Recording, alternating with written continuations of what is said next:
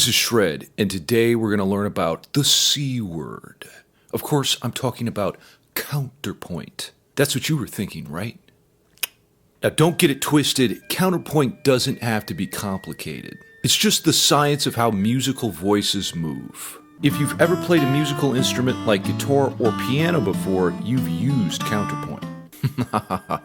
In this lesson, I'm going to learn you about the 4 types of contrapuntal motion. Also, how to practice scales using counterpoint. Using counterpoint in shred licks. And how to apply counterpoint to your riffs to become the ultimate riff lord.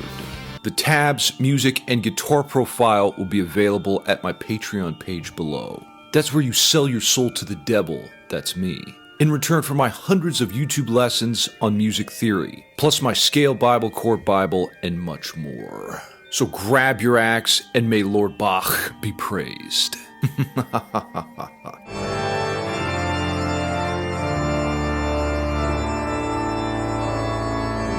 The first step when learning counterpoint is the 4 types of contrapuntal motion. Up first, we have parallel motion.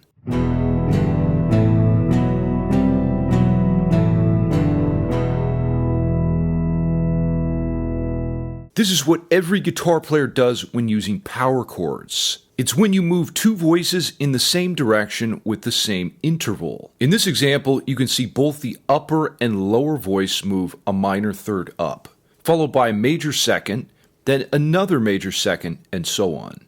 This is some OG shit. Like back in the day when the monks used to get crunked on booze and harmonize in 4ths or 5ths.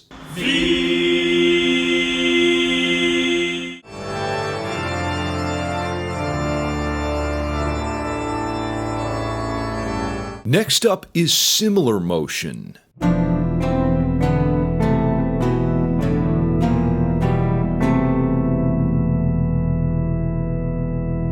This is when 2 voices move in the same direction, but not always the same interval. You can see in this example the first 4 dyads are moving stepwise in seconds, with a 6 interval between them. But on the 5th dyad, the upper voice descends from A to E, which is a perfect 4th, while the lower voice continues to descend a second. Both voices are descending, but by different intervals. Now, if that's confusing, just pray to Lord Bach, and he'll whisper C word secrets in your ear.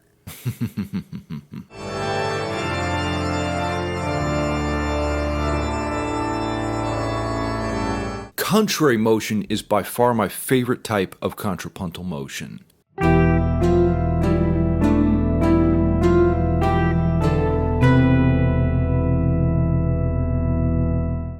To my ear, it just always sounds clever and epic. It's when you move 2 voices in opposite directions. You can see in this example that the top voice is moving downwards while the lower voice is moving upwards. Then it switches and the top voice moves up while the bottom voice moves down.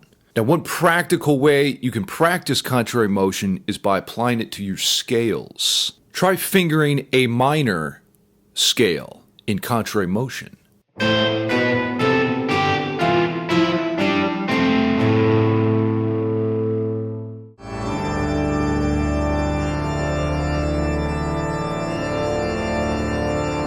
Now, contrary to popular opinion, oblique motion is not when you're working on your abs. 666, 667, 660.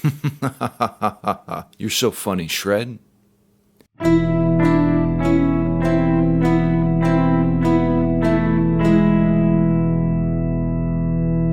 Oblique motion is when one voice stays the same while the other voice moves.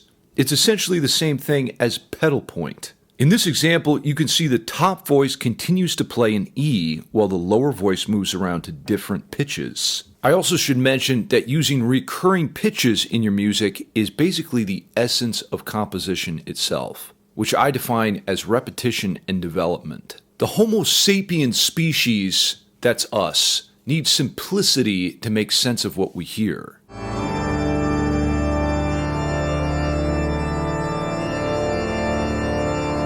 Brrr, it's cold in here, so let's have a look at Bach's BOURREE in E minor. Listen, sometimes my jokes don't always work out.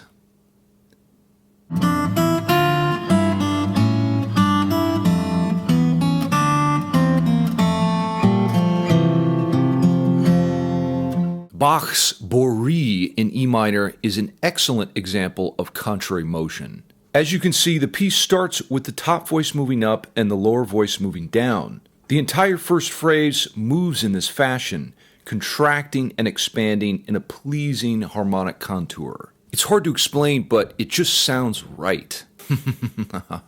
By the way, you can get my full transcription of Bach's BOURREE in E minor, as well as a lot of other classical guitar pieces in tab format in my classical guitar package below.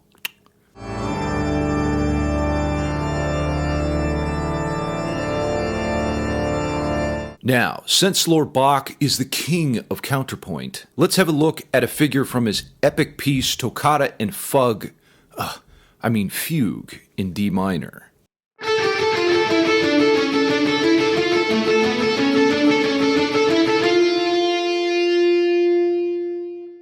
Here we have a great example of oblique motion or pedal point. The high A note stays the same while the lower voice explores the D melodic minor scale. Now, I actually did a full review of Bach's Toccata and Fugue in D minor if you'd like to check it out in the card above. Quite possibly Bach's most evil piece.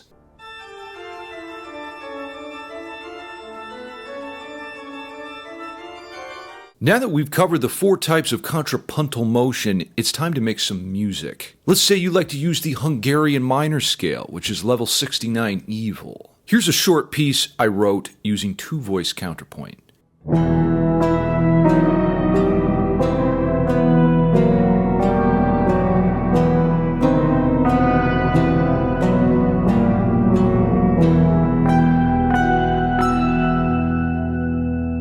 An instant Spotify #1 hit, am I right?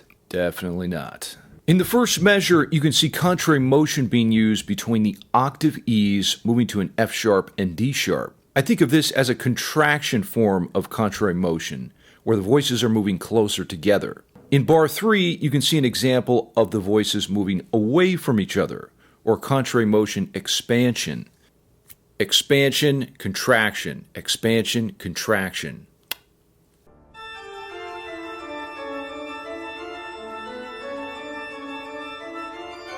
Counterpoint can also be used in a shred guitar context.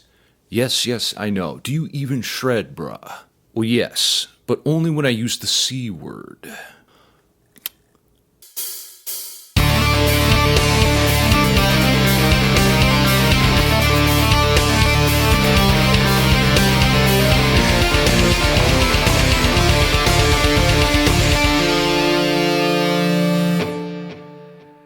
In this example, we're in the saddest of all keys, D minor. My fretting hand is collapsing from a power chord D5 shape to an E flat and G major third, creating contrary motion.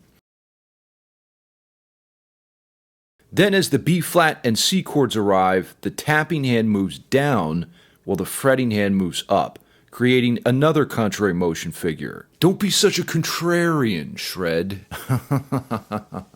It just keeps getting worse.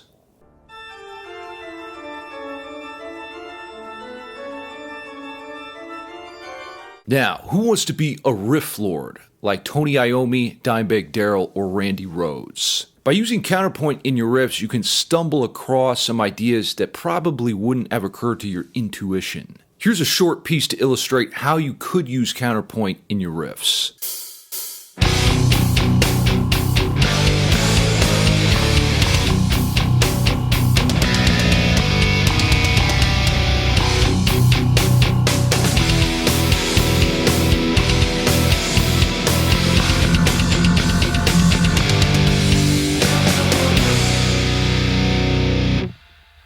In bar 2 of my amazing piece, you can see a series of 2-note power chords. Each figure moves in contrary motion, outlining a G, A, G sharp, and D over A progression. Quite evil and dissonant, but it sounds smooth because of the voice leading. In bar 4, I use oblique motion or pedal point to create a creepy augmented sound.